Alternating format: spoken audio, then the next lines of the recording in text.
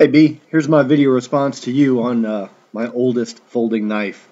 Like you, it is actually a straight razor, and I have two out here from my collection, and I pulled them both out because I'm not quite sure which one is the oldest one, but I figured I'd show them both to you. These are pretty much original scales that are on these. They're kind of that horn that they would use on them, and they do show a little bit of wear. This one's got some kind of funky crazing going on there. It's kind of got some cracks and stuff. These were actually restored by a guy named Robert Williams, who now actually makes custom straight razors. I bought these from him probably about 6 years ago. Actually, before he was making razors, he was restoring them. So the approximate ages on these two, they are definitely manufactured prior to 1890, and the way you can tell that is there is no country of origin stamped on it. These are both from Sheffield, though. Sheffield, England, being sort of like the steel mecca in England for the steel industry in that country.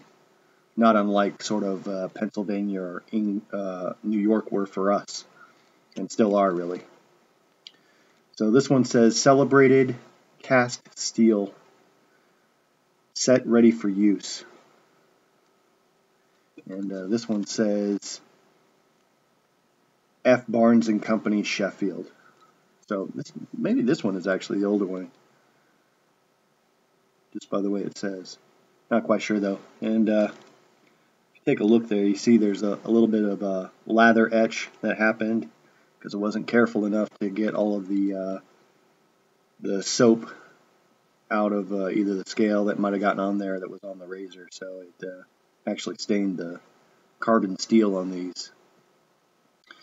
And I actually use these in my collection. I actually use straight razors quite frequently. I have a fairly large collection of straight razors, let alone pocket knives and tactical folders and all of that. So, yep, but there it is. These are my two oldest folding knives.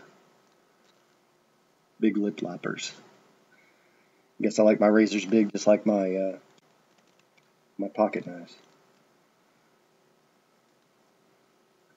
Give you a better look there. Look at that horn handle. You can actually see they've got like a lead or pewter spacer that holds the end of the scales together.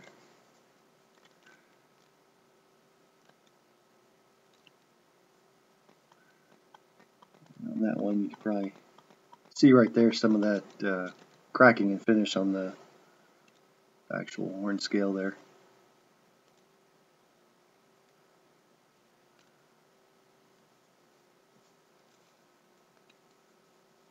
All right, there it is.